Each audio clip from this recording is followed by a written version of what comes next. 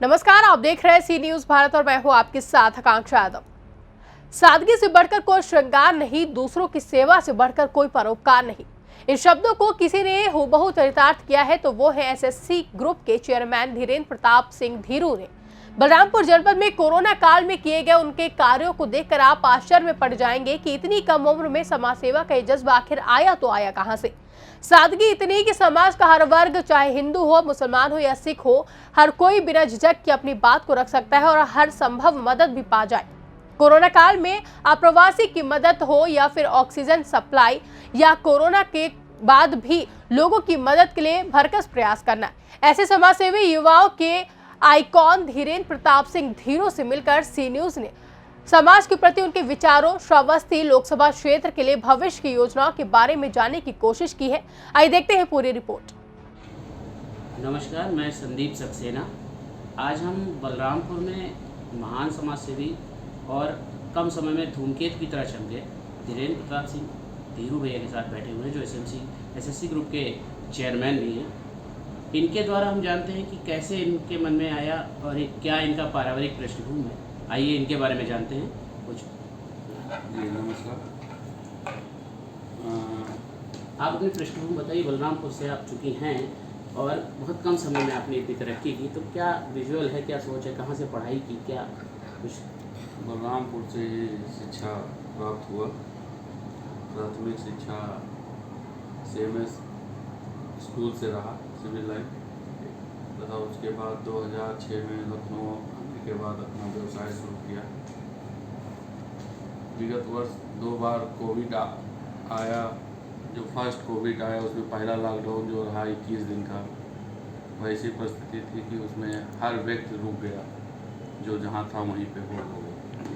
उसको परिस्थिति देखते हुए मन में विचार आया कि लोगों की सेवा की जाए तथा खाने को उपलब्ध कराया जाए। तो उसको हमने शुरू किया। उसको शुरू करने के कुछ ही दिन पश्चात हमने 24 आवर अपने बॉर्डर पे शुरू किया। जो प्रवासी मजदूर आ रहे थे बाहर से, तथा उनको देखते हुए फिर विभिन्न प्रकार की जो भी पब्लिक की आवश्यकता पड़ी, अपने प्रदेश से बाहर जो भी रहे उनको भी उपलब्ध कराया हमने। राशन पानी पैसा जो भी उपलब्ध था, तथा लोगों को 24 घंटा खाना उपलब्ध कराया, राशन उपलब्ध कराया। सेकंड वेव में हमने सिलेंडर उपलब्ध कराया, ऑक्सीजन उपलब्ध कराया, मास्क उपलब्ध कराया। 150 गांव के आसपास हमने मास्क और सैनिटाइजर बंटवाया चिन्हित करके, तथा हर लोगों को हमने मास्क दिया। तो ऐसे विभिन्न क्षेत्रों में पर्यावरण के विचार में भी हमने 1 लाख पौधे का टारगेट लिया था, जो कि आप लोगों के आम जनमानस के सहयोग से उसको भी पूरा किया गया था।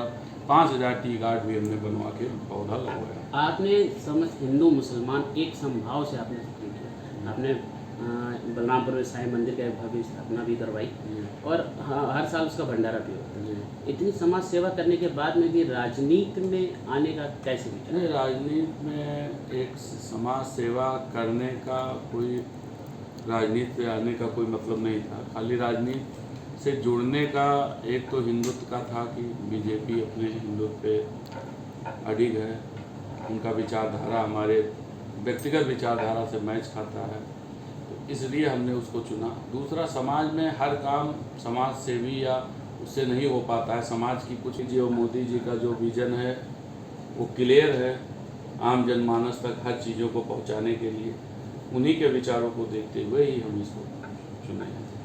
बलरामपुर में जैसे कि आप जानते हैं कि बहुत खेल प्रतिभाएं हैं, लेकिन खेल का स्कोप, खेल का मैदान समझ लीजिए नहीं है, कुछ भी बहुत कम है। उसका भी आपने बीच में कुछ इंतजाम किया था, परेड में आपने व्यवस्था कराई थी। परेड में लगाने के लिए हमने DM महोदय को हमने दिया है, ओपन जिम का दिया है, बच्चों खेल कूद का दिया है, और 30 से 35 मीटर का हमने राष्ट्रीय ध्वज फहराने के लिए वो स्थापित करने के लिए भी हमने दिया है। कई मूर्तियों को भी हमने लगाने के लिए प्रस्ताव दिया है। जैसे जैसे वो चीज़ें अप्रूव होती जाएंगी उसको हम लगाएंगे, तो उस जगत में भी चीज़ें आगे बढ़े।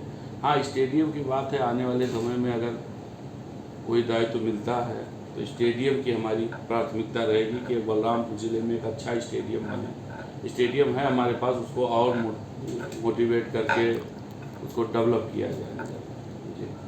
इसके अलावा जैसे आपने सभी धर्मों को साथ लेकर, मतलब आप मस्जिदों में भी कोरोना काल में तो आपने उसमें बिल्कुल तो संभाव के साथ कोरोना किया आपने। देख के जात और धर्म को तो नहीं आया था, हाँ, इसलिए मदद तो सबका हमने किया मदद। और सबका आजीवन करेंगे भी जब तक जीवन है। तो किसी को देख के जात पात का हमको देख के मदद नहीं करना है। जो भी जिसको ज़रूरत होती है मैं उसका मदद करता हूँ। किसी का नाम और जात और टाइटल देख के मैं काम नहीं करता। आज भी बलरामपुर पिछड़ों में इलाके में गिना जाता है, जबकि प्रतिभाएं बहुत हैं। हाँ, तो इसमें अभी उसको लाने की ज़रूरत है। और मेरा सिर्फ राजनीति में आने का लक्ष्य है कि एक उद्योग है, युवा बढ़े, दूसरा पिछड़े से अगड़े में हमको लाना अपना जिला, बस मेरा लक्ष्य है। मोदी जी कारीगर के लिए जैसे होता है उनका विजन,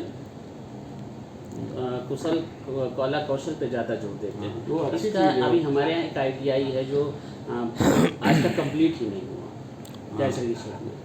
ऐसे ही कुछ छोटे छोटे से कुछ कंप्यूटर के बारे प्रशासनिक में पिछले गवर्नमेंटों के चीज़ों को देखते हुए नहीं हो पाया, क्योंकि जो आए वो खुद की राजनीति किया। उन्होंने कुछ डेवलपमेंट पे तो फोकस किया नहीं।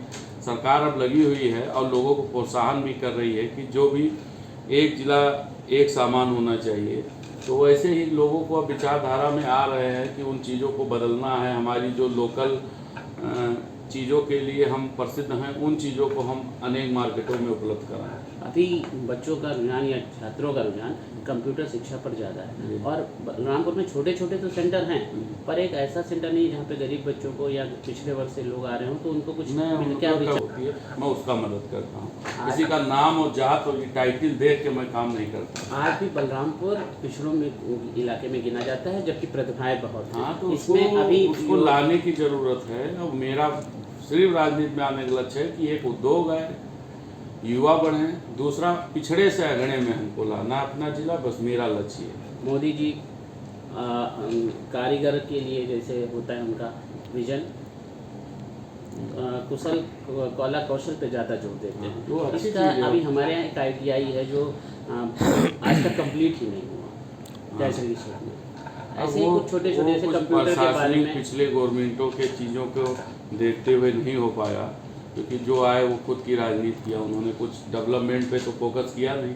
सरकार अब लगी हुई है और लोगों को प्रोत्साहन भी कर रही है कि जो भी एक जिला एक सामान होना चाहिए। तो वैसे ही लोगों को अब विचारधारा में आ रहे हैं कि उन चीज़ों को बदलना है। हमारी जो लोकल चीज़ों के लिए हम प्रसिद्ध हैं, उन चीज़ों को हम अनेक मार्केटों में उपलब्ध कराएं। अभी बच्चों का रुझान या छात्रों का रुझान कंप्यूटर शिक्षा पर ज़्यादा है। और बलरामपुर में छोटे छोटे तो सेंटर हैं, पर एक ऐसा सेंटर नहीं जहाँ पे गरीब बच्चों को या पिछड़े वर्ग से लोग आ रहे हों तो उनको कुछ क्या विचार कुछ है ऐसा आपका? कंप्यूटर का हमारा माननीय पुलिस अधीक्षक महोदय जी जो हैं उनसे विचार हुआ था। तो उनसे बनने के बाद हम लोग नगर कोतवाली में जो बाहर ज़मीन था उन्होंने दिया, उसमें हमने सहयोग भी किया है। उसमें वो गरीब बच्चों के लिए निःशुल्क लाइब्रेरी तथा कंप्यूटर कक्ष बन रहा है, जो कि कंप्लीट हो गया, स्ट्रक्चर फिनिशिंग पे है। तो वो कंप्लीट हो जाने के बाद हम लोग उसमें एक लाइब्रेरी और एक निःशुल्क कंप्यूटर कक्ष बनाएंगे कि जो भी बच्चा है वो जाए वहाँ पे पढ़े और ट्रेनिंग मिले। ये थे हमारे साथ SSC ग्रुप के चेयरमैन धीरेन्द्र प्रताप सिंह धीरू, जिन्होंने अपना अमूल्य समय निकालकर सी न्यूज़ के साथ वार्ता की।